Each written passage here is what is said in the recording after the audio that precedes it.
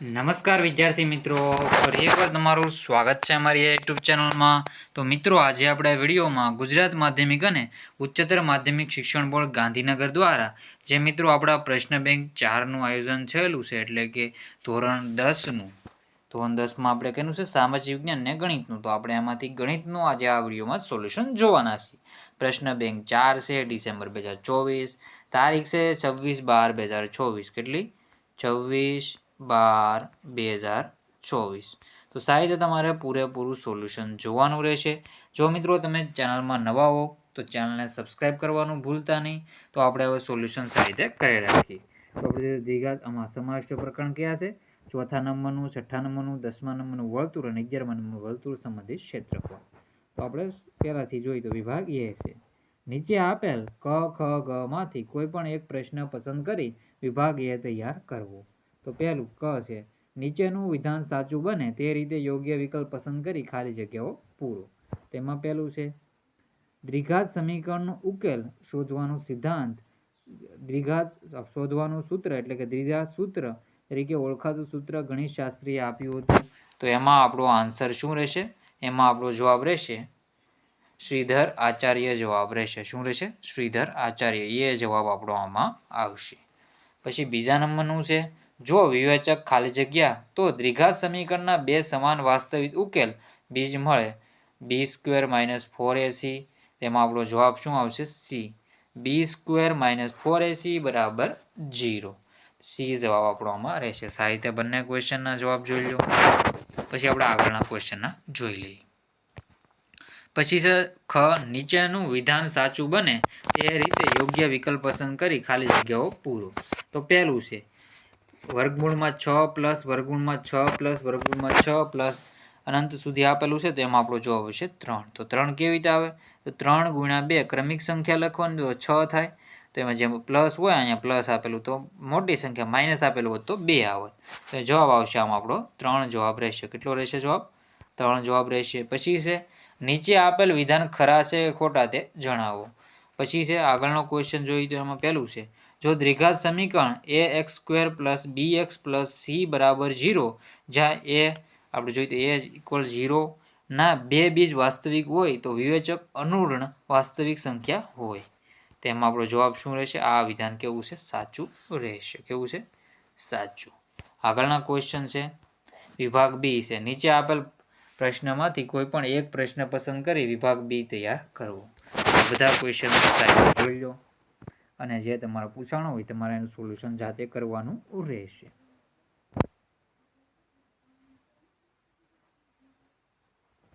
આગળના ક્વેશ્ચન આપણે વિભાગ બી છે તો આમાંથી પણ તમારે સોલ્યુશન કરવાનું છે જાતે. બે એવી સંખ્યાઓ શોધવાની છે જેનો સરવાળો 27 થાય ગુણાકાર 182 થાય. તો આપણે જોઈએ તો 27 છે, એક 14 છે, એક 13 અને 14 એ સંખ્યાઓ રહેશે. કેમ કે આનો બેનો ગુણાકાર કરશો તો 182 મળશે તમને અને એનો ગુણાકાર છે 182 અને સરવાળો 13 ને 14 તો 27. તો આમાં આવી રીતે જવાબ રહેશે. પછી આગળના ક્વેશ્ચન આપણે જોઈ લઈએ.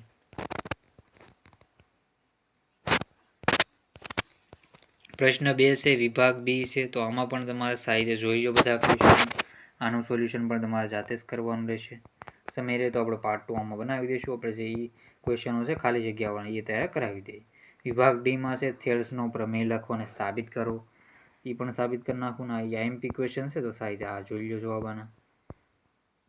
પછી આપણે છે પ્રશ્ન 3નો વિભાગ એ છે એ જોઈ લઈએ આપણે. નીચેનું વિધાન સાચું બને તે રીતે ખાલી જગ્યાઓ આપણે પૂરવાની રહેશે. પહેલું છે વર્તુળ અને સ્પર્શકના સામાન્ય બિંદુ ખાલી જગ્યા કહે છે તો એને કહેવામાં આવે છે સ્પર્શ બિંદુ કહે છે. શું? સ્પર્શ બિંદુ. બીજા નંબર છે વર્તુળના બહારના ભાગમાં આવેલ કોઈ બિંદુથી દોરેલા સ્પર્શકની લંબાઈ 24 સેન્ટીમીટર તથા તે બિંદુના કેન્દ્રથી અંતર 25 સેન્ટીમીટર હોય તો વર્તુળનો વ્યાસ ખાલી જગ્યા થાય છે. તો જવાબ આવશે 14.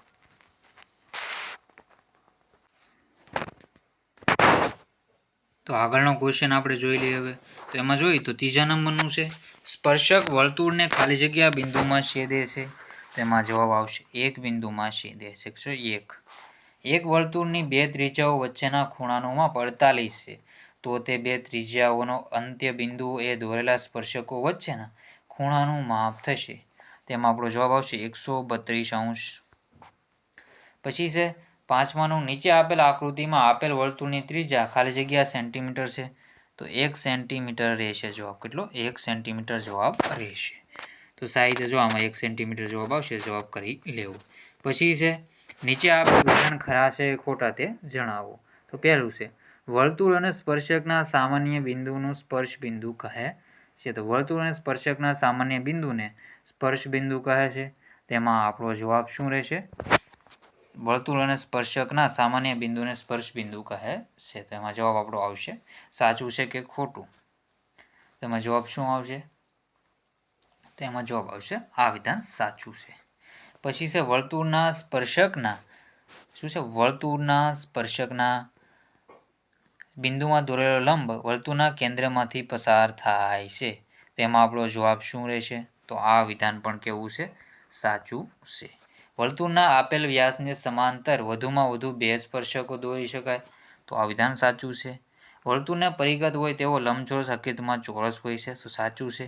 અને વર્તુળમાં કોઈ એક જ બિંદુ એક અને ફક્ત એક જ સ્પર્શક બને છે. તો આ વિધાન પણ સાચું છે.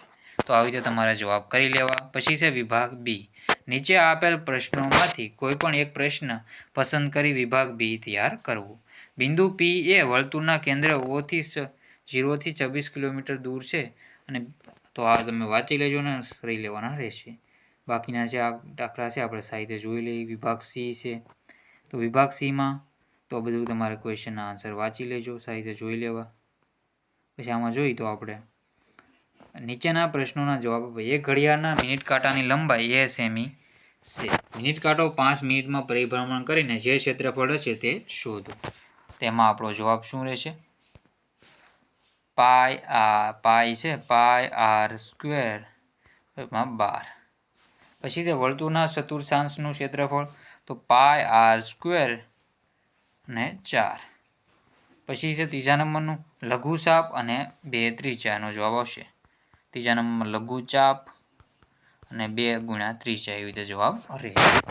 વર્તુળાકાર પૈડા એક પરિભ્રમણમાં કાપેલા અંતર જણાવો.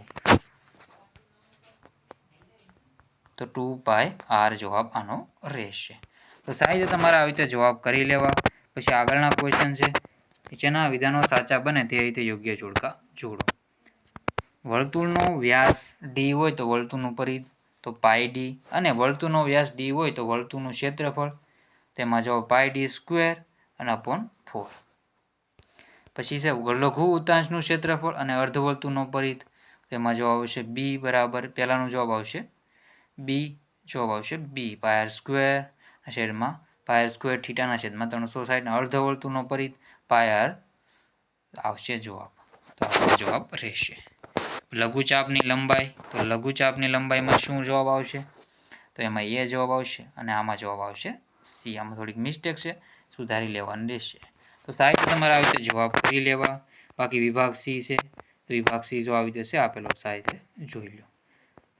ચેનલમાં મિત્રો નવા હો તો ચેનલને સબસ્ક્રાઈબ કરવાનું ભૂલતા નહીં. પહેલાંમાં આમાં સી આવશે, પછી આમાં આવશે પાઈ ડી, આ આવશે અને આમાં જવાબ ચાપની તો 1 આ જવાબ રહેશે.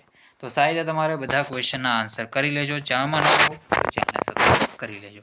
મિત્રો વિડીયોને એન્ડ કરીએ છીએ. જય હિન્દ, જય ભારત.